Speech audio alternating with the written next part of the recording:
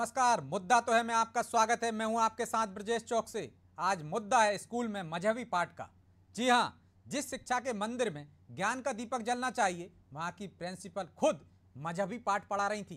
Principal ने सरकारी budget से सीएम राज स्कूल में एक मजार और नमाज पढ़ने के लिए एक कमरा बनवा दिया था। इतना ही नहीं, हर शुक्रवार को मुस्लिम बच्चों को नमाज पढ़ने के लिए छुट्टी दे दी जाती थी। खुलासे के बाद से शिक्षा विभाग हरकत में आया। बाल आयोग की टीम स्कूल पहुंची और इस घटना में सिमी एवं पीएफआई के हाथ होने की आशंका जताई।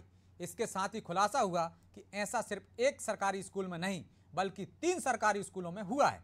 इस पर सियासत भी शुरू हो गई है। लेकिन सवाल यह है, आखिर जिस शिक्षा के मंदिर में पढ़ाई होनी चाहिए वहां मजहबी पाठ क्यों पढ़ाया जा रहा है, और खुलासे के बाद जिम्मेदारों पर कार्रवाई क्यों नहीं की गई।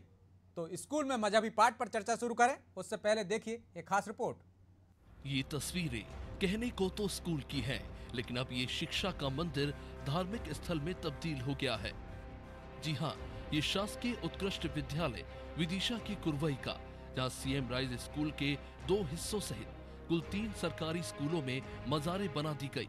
अब मुस्लिम बच्चे यहाँ अपनी पढ़ाई के बीच से समय निकालकर नमाज अदा करते हैं।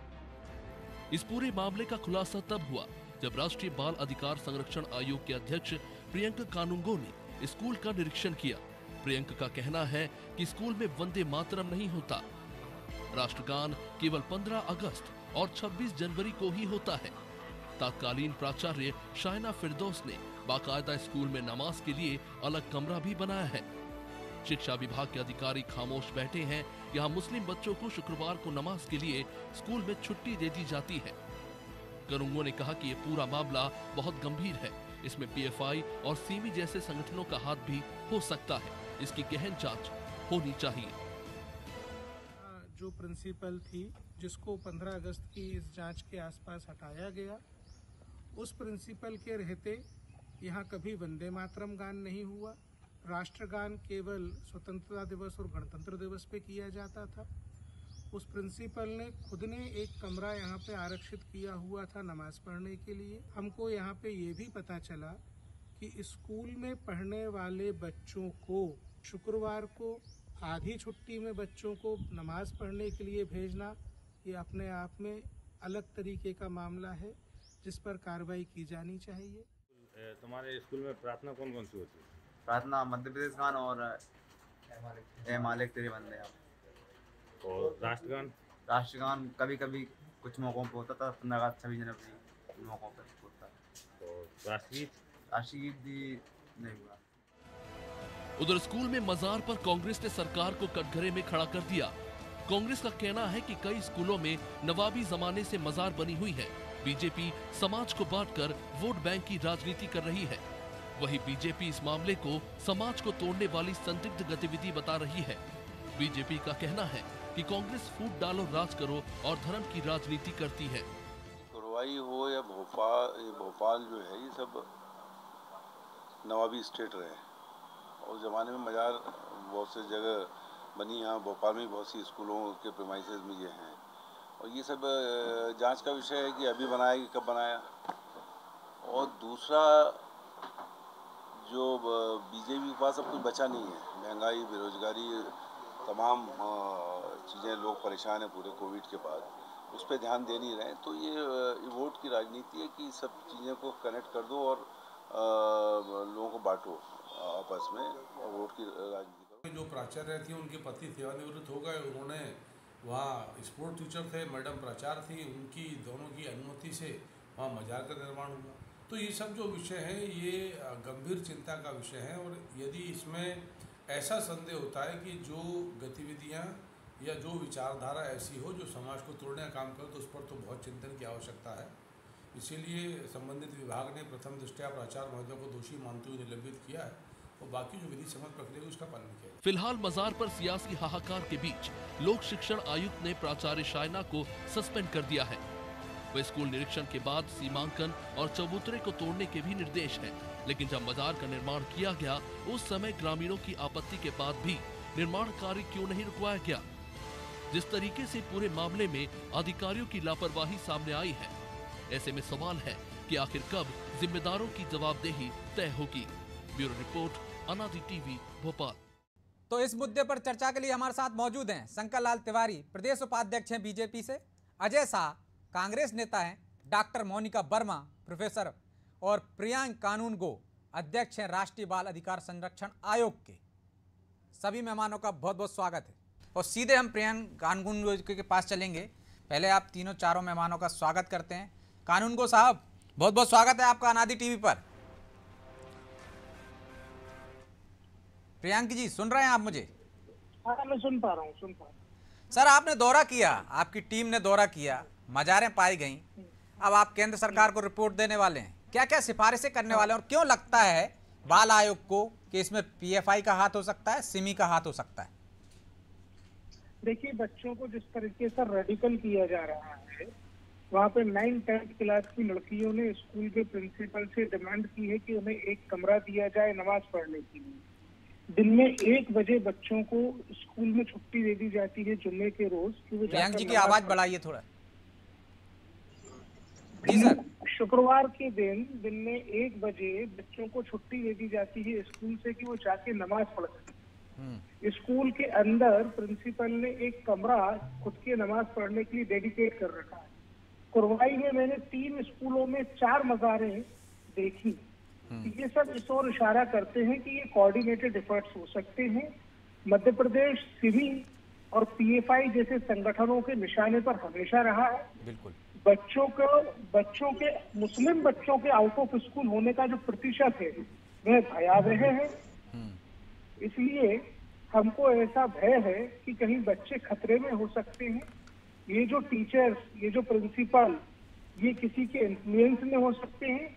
इसलिए सभी एंगल्स पे जांच की जानी चाहिए जिससे कि बच्चों की सुरक्षा सुनिश्चित हो सके। तो आप मांग कर रहे हैं सारे स्कूलों की जांच होनी चाहिए कि कहीं और भी इस तरह की गतिविधियां तो नहीं हो रही? डेफिनेटली जिस तरीके से विदिशा जिले का शिक्षा विभाग काम कर रहा है, ऐसा लगता है कि वो शिक्षा विभाग ना होकर के वक्फ बोर्ड का दफ्तर हो। तो एक डिटेल इंक्वायरी की वहाँ पे आवश्यकता है। सिर्फ एक जिले में इंक्वायरी की आप बात कर रहे हैं या और भी जगह की आप मांग कर रहे हैं कि वहाँ भी होने चाहिए? हो देखिए, सकता है अभी हमारे संज्ञान में जो विषय विदिशा का है, जी, हम विदिशा के तारतम्य में ये बात कर रहे हैं। हमें जहाँ से और इस प्रकार की शिकायतें प्राप्त होगी हम वहाँ भी कार्रवाई करेंगे। ठीक है, बहुत बहुत धन्यवाद सर हमसे जुड़ने के लिए। तो आपने सुना अजय जी, राष्ट्रीय बाल आयोग के अध्यक्ष बोल रहे थे कि विदिशा जिले में शिक्षा विभाग काम नहीं कर रहे हैं। ऐसा लग रहा है वक्फ बोर्ड का दफ्तर चल रहा हो वहाँ पे और ऐसे बच्चे असुरक्षित हैं, उनका ये कहना है। सिमी का भी हाथ हो सकता है, पीएफआई का भी हाथ हो सकता है। चौकसे साहब, स्वर्गलोक का दृश्य है, दुनिया रही निहार, आज फिर झूठ ने कर लिया फिर 16 सिंगार।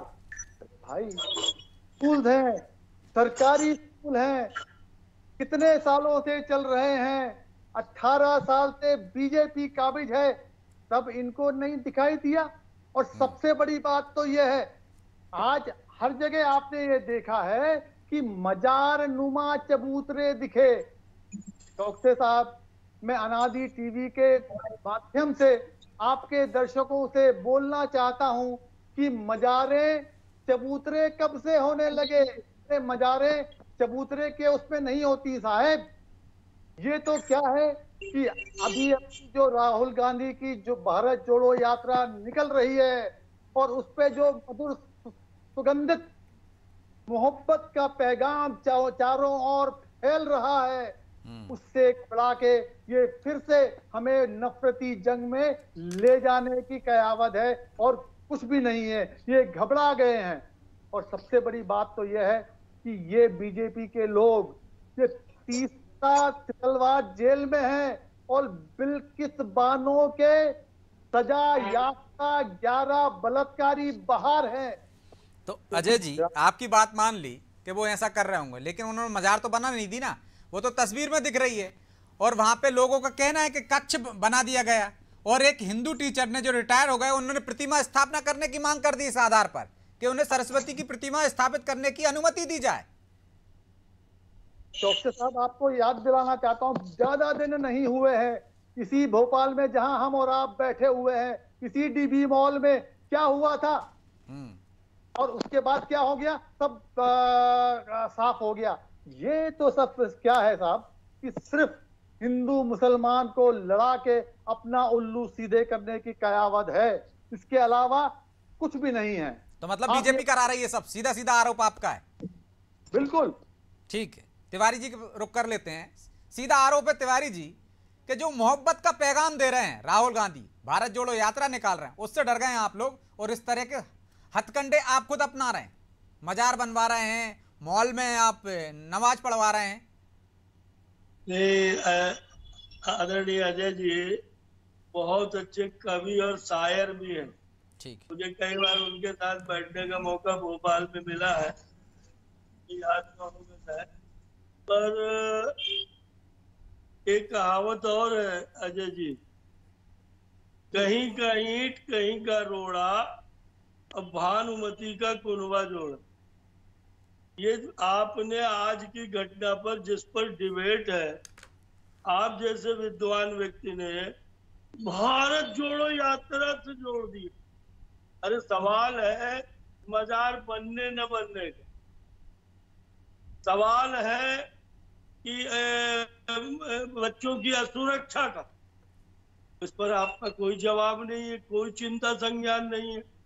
आपको ये चिंता बहुत है भारत जोड़ो के साथ कि अभी क्यों किया, 18 साल हम बेरोजगार क्यों रहे, 18 साल से हम इतने बेरोजगार होते होते हुए कि आधे कांग्रेसी पीछे के दरवाजे से हमारे आके ठेकेदारी करने लगे। अजय जी गलत हो तो मुझे माफ करिए, पर ये सही है। आप भी अंदर के मन से सोचिए, कांग्रेस का नेटवर्क खत्म हो गया गांव-गांव में। आप बात कर रहे हो अभी क्यों किया, आपको 18 साल का दर्द है। अभी जो ये समस्या है जिस पर चर्चा चैनल ने प्रदेश के लिए 2 पार्टियों को बैठा के, तटस्थ व्यक्तित्व को बैठा के, अभी बाल आयोग के अध्यक्ष की आपने टिप्पणी सुनी, इसके बाद भी आप मैंने डिफेंस ले रहे हो। भारत तिवारी जोड़ो से जी, डर गए। बाल आयोग तो आपकी सरकार पर भी सवाल खड़े कर रहा है। बाल आयोग कह रहा है शिक्षा विभाग आपका, जो आपकी सरकार के अधीन काम करता है, बोल रहा है बकबोर्ड की तरह चल रहा है विदिशा जिले में। तो ये तो आपके भी कान खींच रहा है ना बाल आयोग। और आप कार्रवाई कब करते हैं? जब बाल आयोग पहुंच जाता है वहां पे, तब सस्पेंड करते हैं। सेकंड में आपको उत्तर देता हूँ। यही तो कह रहा था कि इनको तकलीफ है कि अभी क्यों कार्रवाई हो गई। कार्रवाई हुई है, इस पे तकलीफ है। बाल आयोग ने क्यों करी, शिक्षा विभाग ने इतने दिन क्यों पड़े रहे, 18 साल हम सरकार में नहीं रहे। अरे 1.5 साल अभी तुम रहे हो, बड़ी अपनी के वो गिनाते हो उपलब्धियां, पर मैं इसमें नहीं जाना चाहता। मैं तो एक बात कहना चाहता हूँ आदरणीय अजय जी, न खंजर उठेंगे न तलवार उठेंगी। वो बाजू मेरे आजमाए हुए हैं पूरे देश के अंदर जो हंस रहे कांग्रेस का डिफेंस इस तरह से लेकर के, जो आप कह रहे हो ये मजार बनने के मामले में कुछ नहीं कहा, बच्चों के सुरक्षा पे कुछ नहीं कहा। आपको लगा हम भारत जोड़ो यात्रा के प्रचारक हो जाए और डिबेट का चैनल का उपयोग कर ले, तो डर गए बीजेपी वाले। मधुर मधुर रस निकल रहा है, वाह क्या एकदम अलंकार है। मधुर मधुर सुगंध फैल रही है। यो सुगंध आज दो कांग्रेस के विधायकों को लेके और चर्चा चल रही तमाम चैनलों में ट्रेन की घटना को, मैं उसका उल्लेख नहीं करना चाहता। वो सुगंध फैल रही है, गोवा में फैल गई, महाराष्ट्र में फैल गई, सुगंध फैल रही रोज। अभी सुगंध कांग्रेस में है, तो पुरानी पार्टी सुगंध तो वहां फैल रही है, उस पर भी वो चल रही है, उस पर भी चर्चा कर लेंगे। दिन भर से चर्चा कर ही रहे हैं उस पर। लेकिन क्या उन जिम्मेदारों पर भी कार्रवाई नहीं होनी चाहिए जिनकी निगरानी में सरकारी बजट जारी हुआ, उस बजट से कहां क्या बन रहा है कौन देख रहा है? कोई नहीं देख रहा। मतलब नहीं, मेरे को लग रहा है कि आपकी बात सही है, उन पर कार्रवाई होनी चाहिए, इसका पता भी लगना चाहिए। अभी एक बात आई है आदरणीय बाल आयोग के अध्यक्ष जी के द्वारा कि ये कोऑर्डिनेटेड है, इसमें हो सकता है अगर इतना उनको प्रेम था तो इसके लिए कुछ और भी लोगों ने पीछे से, जैसे पीएफआई का नाम आ रहा और नाम आ रहे हैं, उनने भी फीडिंग आर्थिक रूप से करी हो, ठीक है, और मानसिक शारीरिक फिजिकल रूप से तो करी, बिल्कुल। और इसलिए पीएफआई पे कार्रवाई पर और सिमी की कार्रवाई पर कांग्रेस के मित्र अगर थोड़ी सा विचार बिल्कुल, कर ले, मैं अजय जी से जवाब लूंगा। राष्ट्रीय अजय जी, लेकिन अपनी हमारे साथ बड़ी प्रोफेसर पार्टी होने का मोनिका ही जी भी विचार जुड़ गई कर हैं, ले, उनको भी तो बड़ी चर्चा में कृपा शामिल होगी। कर लेता हूं, फिर मैं आपके पास लौट रहा हूं, आप जवाब दीजिएगा। मोनिका जी, बहुत बहुत स्वागत है आपका नादी टीवी पे। सुन पा रही हैं आप मुझे? जी जी बिल्कुल, बहुत बहुत धन्यवाद। मैं आपसे मुझे सियासी सवाल नहीं करूंगा मोनिका जी, जी आप कांग्रेस को भी सुन रही थी, बीजेपी को भी सुन रही थी, जी बिल्कुल। लेकिन यदि स्कूल में मजार बनती है, नमाज पढ़ने के लिए छुट्टी दी जाती है, तो बच्चों पर क्या असर होगा? और क्या जिस स्कूल में हम भेदभाव ना करें, बच्चे ऐसी शिक्षा देते हैं, वहां इससे भेदभाव की एक नींव रखी जा रही है? उन्हें शुरू से ही बताया जा रहा है कि मजहब के नाम पर आप अलग हैं। जी देखिए, जब हम स्कूलों में बच्चों को प्राथमिक शिक्षा देते हैं तो हम सेकुलरिज्म का पाठ पढ़ाते हैं। बिल्कुल। और हमारा सेकुलरिज्म वहीं खत्म हो जाता है जहां हम स्कूलों में मजार बनाने लग जाएंगे, या हम स्कूलों में हनुमान चालीसा का पाठ भी करवाने लग जाएंगे। जब हम हनुमान चालीसा का पाठ नहीं करा रहे तो हम मजारों को कैसे अनुमति दे रहे हैं?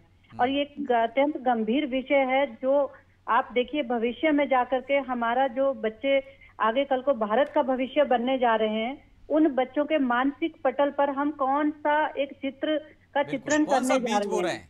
हैं? जी जी, बात कीजिए, अपनी पूरी बात कीजिए। जी, तो मेरा इस संबंध में यही कहना है कि देखिए, प्रशासनिक कार्रवाई अपने लेवल पर होनी चाहिए, बिल्कुल होनी चाहिए। भोपाल शिक्षा का केंद्र माना जाता है। भोपाल को हम शिक्षा का केंद्र जब मान रहे हैं तो प्राथमिक शिक्षा पर इस तरह के काले धब्बे होना हमें जरूर मिटाना चाहिए प्रशासनिक स्तर पर। या आप देखिए, पिछले दिनों में सुर्खियों में भोपाल का आना, बेलाबोंग स्कूल का आना, या किसी और घटनाओं का आना, आज मजार का आना, या कल हनुमान चालीसा के पाठ का आना, ये हमारे समाज में एक अच्छी छवि क्रिएट नहीं कर रहा है, जो भोपाल की शिक्षा की केंद्र की छवि थी। तो हमें उन सब चीजों को बचाने के लिए भी इन चीजों पर ध्यान देना चाहिए, और इसे राजनीति का खेल ना बना करके हमें अपने बच्चों को आज वो शिक्षा देनी चाहिए कि वो अंतर्राष्ट्रीय पटल पर अपने नाम दर्ज करवा सके। कल ही हमारे नोबेल प्राइज अनाउंस हुए हैं, तो बच्चों को हम कौन सी शिक्षा देना चाहते हैं, ये दिशा हमें ये तो बड़ा सवाल है अजय जी। इसमें सियासत तो नहीं होनी चाहिए, जो मोनिका जी भी कह रही हैं कि सियासत नहीं होनी चाहिए, गलत शिक्षा दी जा रही, कौन सा बीज बोया जा रहा है। तो कांग्रेस को इसमें सियासत दिख रही है, कह रहे हैं बीजेपी वाले करवा रहे हैं, भारत जोड़ो यात्रा के माध्यम के कारण ऐसा हो रहा है, तो आपको तो सपोर्ट करना चाहिए, कार्रवाई कीजिए भाई। 100% सहमत हूँ। मैं तो यही कहता हूँ ना साहब, इधर भी नहीं, हम लोग तो सेक्युलर राष्ट्र में रह रहे हैं और वो सही पहुंचती है। मजार भी नहीं बननी चाहिए ना, वहां पे दूसरे धर्म के प्रतीकात्मक प्रार्थना होनी चाहिए, बिल्कुल सही है। मैं कहना सिर्फ ये चाहता हूँ कि 18 साल से जो यहाँ पे निजाम है, इसकी आंखों में पट्टी क्यों बंधी थी, पहले क्यों नहीं दिखा? मैं तो टाइमिंग की बात कर रहा हूँ ना साहब, पहले क्यों नहीं दिखा? और सबसे बड़ी बात तो यह है कि अभी मेरे बड़े भाई साहब ने कहा पीएफआई को बैन किया, बहुत अच्छा किया। पीएफआई को बैन आपने इसलिए किया कि आप कहते हैं कि वो गतिविधियां ऐसी थी जो देशद्रोही थी। तो भाई साहब, 3 बार आरएसएस को भी तो बैन किया गया था। आज ये बताइए, आरएसएस रजिस्टर्ड क्यों नहीं है? आरएसएस ने 52 साल अपने हेडक्वार्टर्स पे, अभी आरएसएस कहाँ से आ गई दादी? तो अजय जी तो सही कह रहे हैं, कहीं का रीत कहीं का रोड़ा, भानुमती का कुंड। अरे आप कहाँ से कहाँ पहुंच जाते हैं अजय जी? आरएसएस का नाम ले करके कांग्रेस को रसातल में भेज दिया आप सबने। आरएसएस पे बहस है अभी, कहाँ से आरएसएस का फिर निकल आया? कहीं नहीं जुड़ा, कुछ तो बोले आरएसएस। आप नहीं भाई साहब बोला था पीएफआई को बैन, मैंने कहा बिल्कुल सहमत हूँ। अगर कोई भी ऐसी गतिविधि, नहीं, मैंने पीएफआई पे बैन पे चर्चा नहीं की।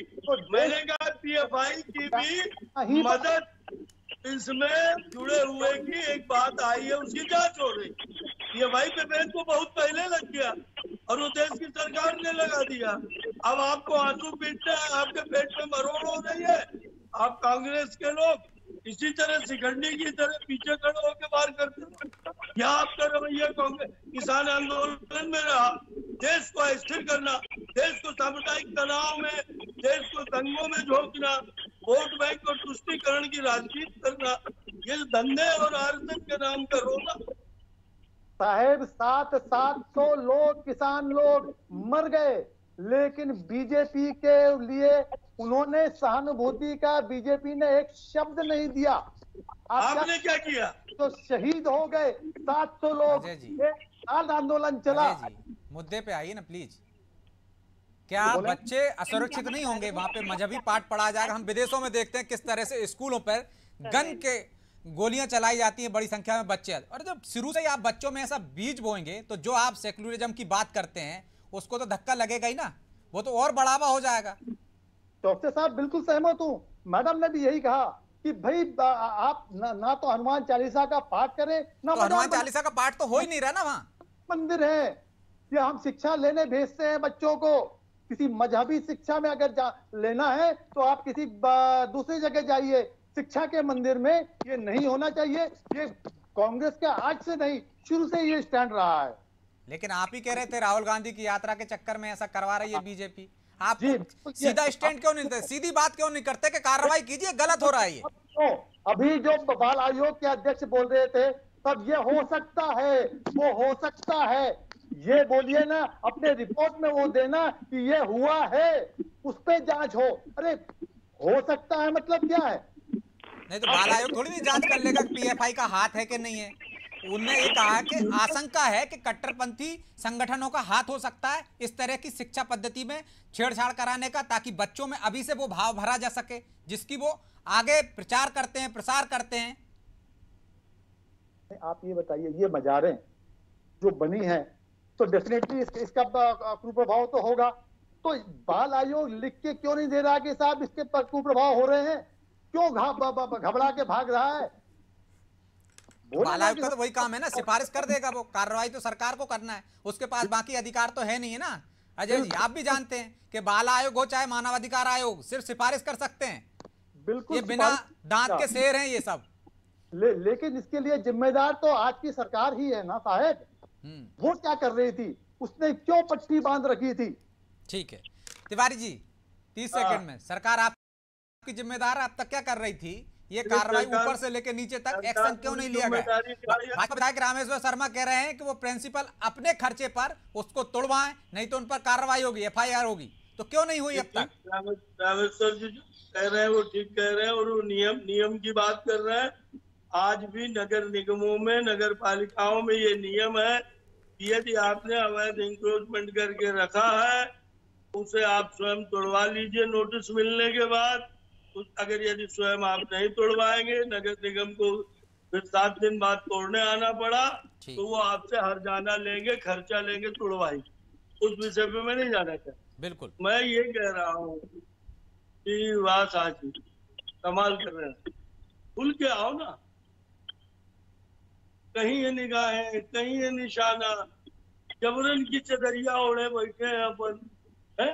आज सारी बात पर एक बात है कि सारी कांग्रेस पार्टी कहे, अभी जो